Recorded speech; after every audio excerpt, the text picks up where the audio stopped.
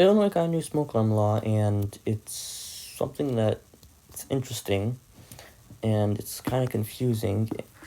Illinois isn't the first state to do this. It's other states have, like California, have done it and stuff, but they're requiring single station smoke detectors like these, so very basic smoke detectors, to be replaced by ones that have 10-year sealed batteries. So these are very basic single station smoke detectors, and also these single station smoke and carbon monoxide detectors.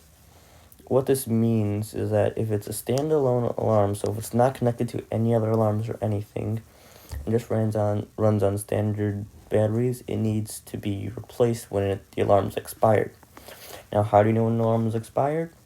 Well, most newer alarms have a date on the back, if it's a carbon monoxide alarm, 7 years after it's been expired. So try to find that date. If you can't find that date, then you should just replace your alarm, because it's just better to replace it.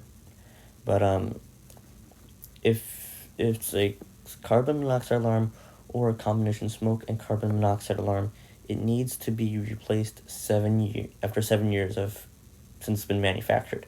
Smoke alarms are 10 years. So if your alarm has expired, then you need to replace it with a alarm with a 10-year sealed battery according to the new law. But if your alarm has not yet expired and still runs on the normal replaceable batteries, then you can just wait until it expires, and then it's required to be replaced one with a 10-year sealed battery. Now, there are a lot of exceptions to this law. For example, this alarm here that is being shown is a hardwired alarm, and hardwired alarms are not required to have the 10-year sealed battery, so you can keep those. And so basically, yeah, if your house has hardwired alarms, you don't need the 10-year battery alarms. But if you want to add extra alarms, then they don't have to have the sealed battery because they're not part of the requirements.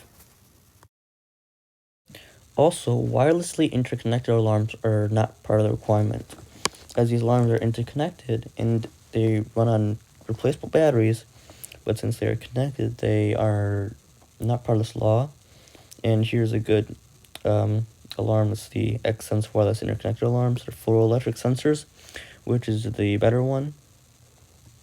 And it's relatively cheap and meets requirements without having to have a sealed battery that is unreliable. Another good alarm is the First Alert SCO 500, First Alert SA511.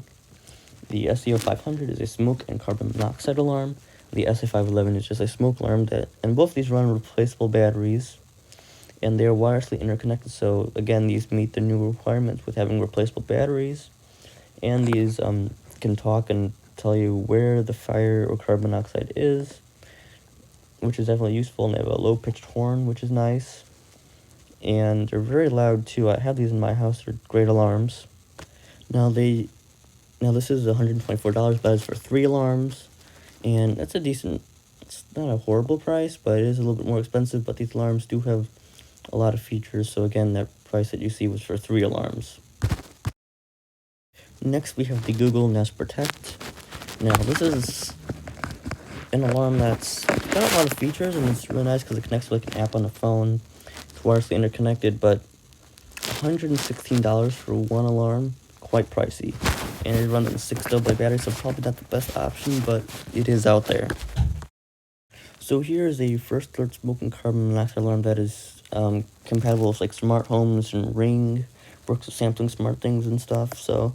But I don't think this would meet the new requirements, because even though it can be wirelessly connected to other devices, it's not connected to other detectors and alarms. So even though it can be connected to Amazon Alexas and stuff, and they can be used an alarm, so I don't think that would meet the new requirements. It might though, but that's kind of questionable. But I wouldn't, don't bet on that meeting new requirements.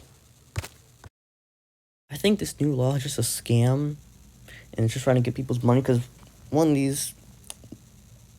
this alarm right here this is just a normal alarm that runs on 2 AA batteries, has a 2 set sensors, ionization and photoelectric, so it's a really good alarm, definitely a reliable alarm.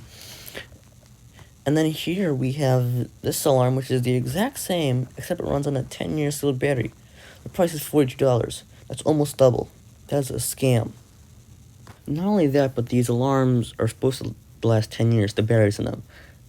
And in the majority of the time, they don't. They last like 3, 4, 5 years, sometime in that range, which will make you have to buy a new alarm every 3, 4, 5 years or modify it.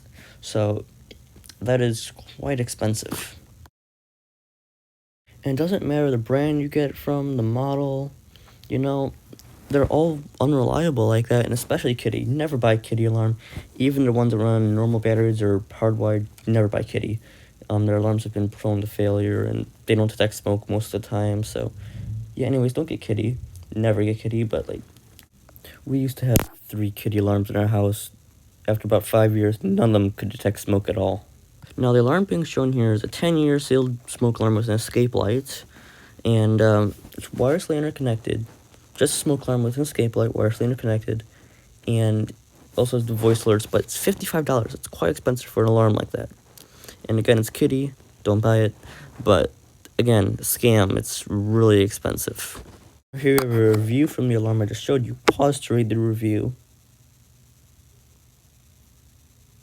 And as you can see, these are very unreliable, as you can see what this person said.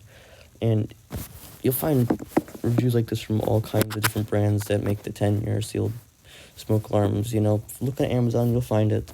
So the alarms are a scam. You should not buy them. And just buy wirelessly interconnected alarms that run normal batteries to meet the requirements. It's that simple.